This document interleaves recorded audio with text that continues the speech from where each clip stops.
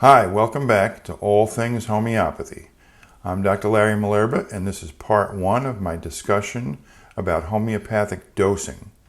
Part 1 will mainly cover potency selection, and in part 2, I'll be discussing remedy repetition. To be perfectly honest, until now, I've avoided discussing this subject because it tends to be a can of worms filled with controversy. Everyone and their uncle in the homeopathic world seems to have a different opinion about how to prescribe remedies. But when several viewers asked that I make a video on the topic, I figured it was time to face the music. Bear in mind, therefore, that these are my opinions on posology and that there are some who will disagree. If you're wondering why there's so much disagreement, homeopathy is a vast field of knowledge, one that can't be mastered in a single lifetime.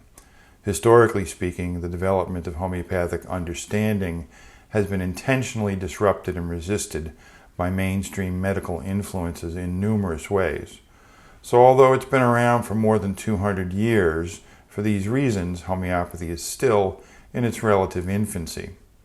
Given so much interference from those who would be happy to see the demise of homeopathy, I view my own role as one whose mission is to preserve the homeopathic legacy for all those who wish to examine its principles and practice and to decide for themselves.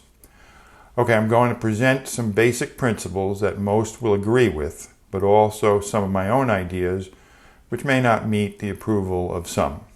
So let's talk about homeopathic dosing.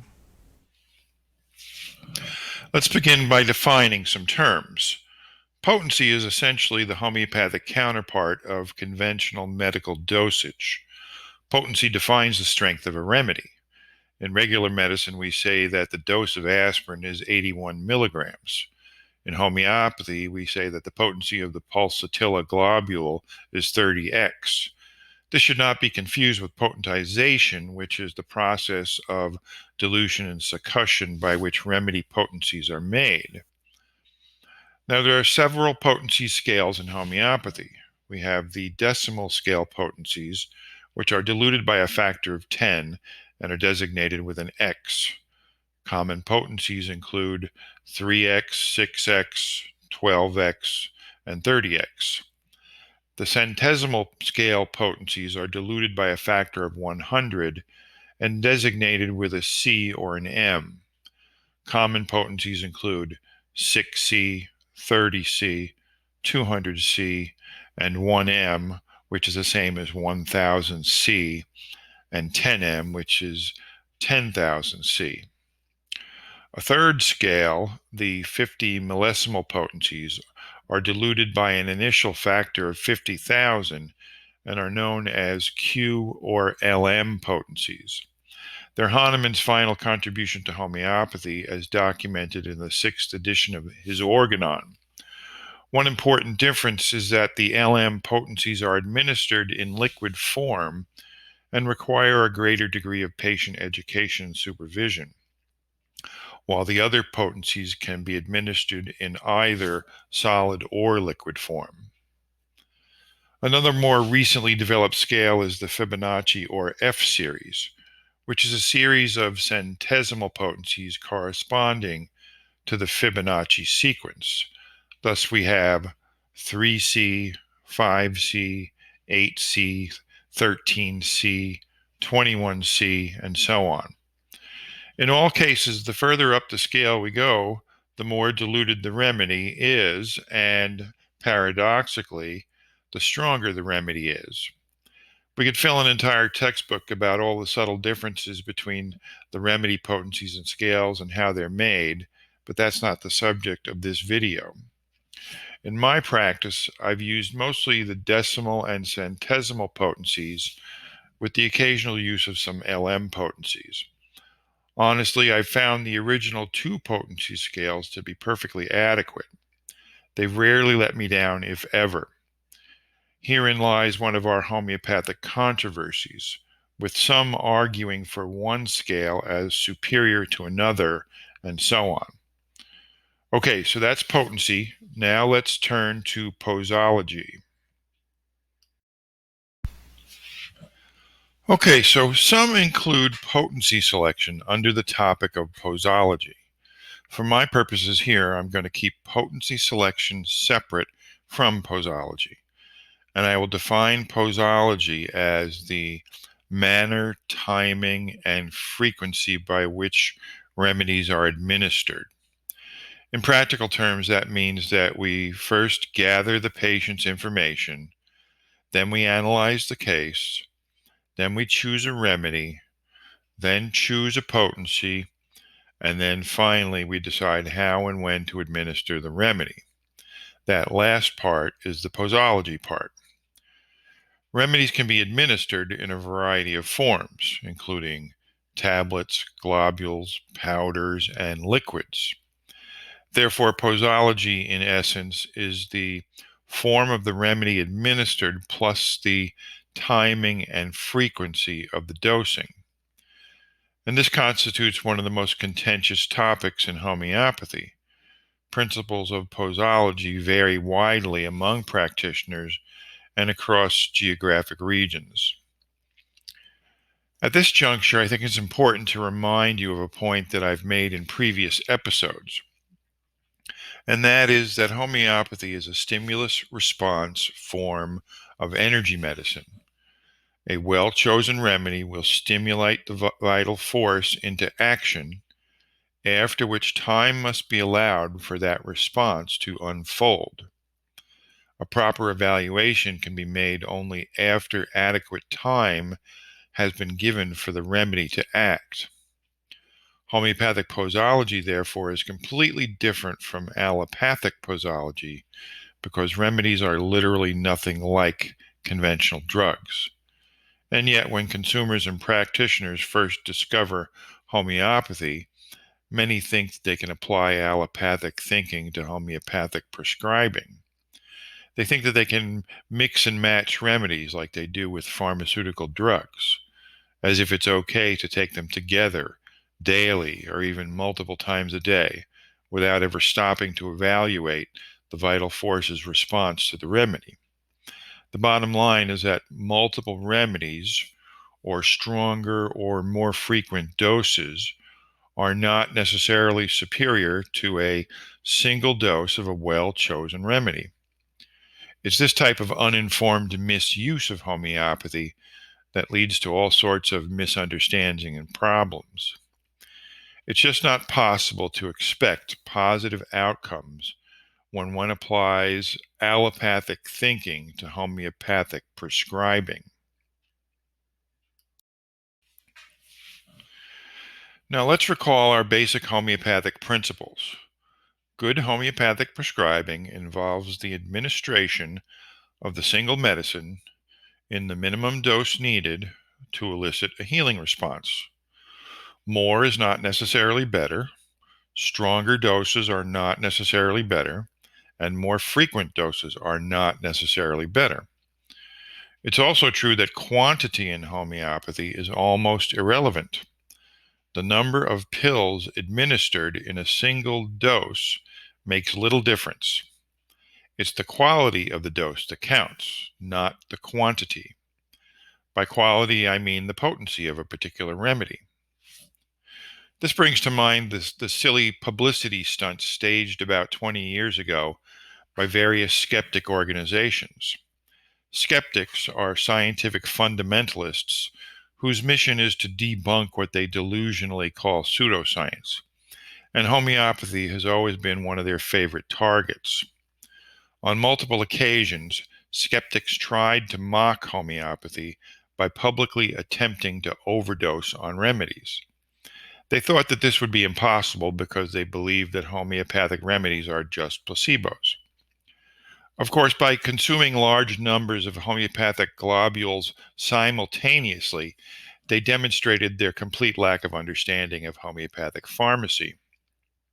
In other words, if instead of consuming numerous pills all at once, they had chosen to eat, for example, a single belladonna or lachesis pill repeatedly at intervals, then they would have been in for a rude awakening. In essence, instead of stimulating the vital force once with a whole bunch of pills, it would be like stimulating the vital force over and over and over. And the consequences of doing so could turn out to be very uncomfortable. In their deliberate refusal to actually learn something new, those pig-headed skeptics had only succeeded in making fools of themselves. On more than one occasion, I've received phone calls from concerned parents who had just discovered that their child had eaten an entire vial of homeopathic pills. In each case, I reassured them that their child had received the equivalent of a single dose of the remedy. Whether one takes a single pill or 10 pills simultaneously makes no real difference. It's the quality and frequency of the dose that counts, not the quantity. Okay, so assuming that we know what remedy we want to give, the next steps are to decide what potency to use and when and how frequently to administer it. The first thing to understand is that the rules are very different when dealing with acute versus chronic problems. And the main difference between the two is in the frequency of repetition of doses. But before we get to remedy repetition, let's talk about potency selection. Now let's discuss some basic guidelines regarding potency selection. As a general rule, 30C or 30X is an ideal potency to begin with.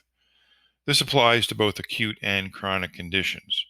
In the early days of homeopathy, a 30th potency was considered a high potency. Now it's more often thought of as a low to mid-range potency. It's the most commonly sold over-the-counter potency, and it is suitable for most situations. It's important not to be seduced by conventional medical thinking, which would have us believe that stronger is better. A 30th potency is plenty powerful, even for intense acutes and even for stubborn chronic illnesses. Now, with that said, as a general rule, it's also true that lower potencies can be of value when treating organic pathology, while higher potencies can be useful when there is deeper mental emotional pathology.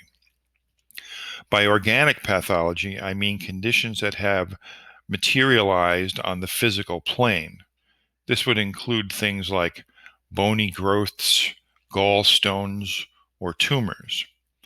Using lower potencies in cases of organic pathology increases the likelihood that the remedy will act slowly and gently while diminishing the possibility of aggravating the problem. By contrast, higher potencies are more immaterial and further from the physical plane, and are correspondingly well suited for conditions that manifest further out in the human psyche. Some examples of deep mental emotional pathology include strong phobias, long-lasting psychological complexes, and conditions like PTSD or bipolar disorder. Lower potencies, which are closer to the material plane, are better suited for conditions that manifest on the material plane. Now, another general rule, one that constitutes just plain common sense, is that potency selection must be guided by the degree of certainty that we have regarding our choice of remedy. When we're uncertain about our remedy choice, we should stick to the lower to mid-range potencies. When we're more certain about our remedy choice, it allows us to use higher potencies when and if needed. Another general rule is that remedy potency should be tailored to the degree of sensitivity of the patient. Some patients can be quite sensitive to a variety of things, and many will relate this to their practitioner. They may describe their poor tolerance for allopathic drugs, or their allergies to foods, or their sensitivity to various environmental factors. It's reasonable to assume that such patients may also be sensitive to homeopathic potencies. The more sensitive the person, the more cautious we must be in prescribing stronger doses, i.e., higher potencies. In such cases, it's advisable not to begin with any potency above a 30X or 30C. The overall state of health of a patient is another factor that guides our choice of potency. When dealing with frail or elderly patients in poor health, or those with long histories of chronic illness, it is best to approach such cases slowly, gently, and with great caution. The vital force of such individuals is already compromised, so we don't want to overwhelm their systems with high potencies that can generate strong reactions that may be difficult to handle. Another basic principle is that it makes good sense to slowly ascend up the potency scale, gradually increasing the strength of the remedy only when necessary. In this way, we don't waste potencies by burning through them too quickly. In my experience, this rarely happens because careful prescribing requires a willingness to wait until a remedy's effect has fully played itself out. If done with patience, there is usually no need to repeat remedies unnecessarily or too quickly. As such, I have found the 30th potency to be adequate for most cases, with the occasional need to go up to the 200th or 1M potencies. And finally, as a general rule, higher potencies and more frequent repetitions of a remedy are more likely to generate an aggravation of symptoms. Now, that's not to say that an aggravation is always a bad thing. Sometimes it can be beneficial for a number of reasons, especially when it involves a young, strong, healthy individual. But as previously noted, we should always try to avoid strong aggravations in sensitive individuals or frail patients with low overall vitality. Okay, that's it for potency selection. In part 2, I'll discuss remedy administration and repetition. So thanks for watching, and be sure to tune in again to the next episode of All Things Homeopathy.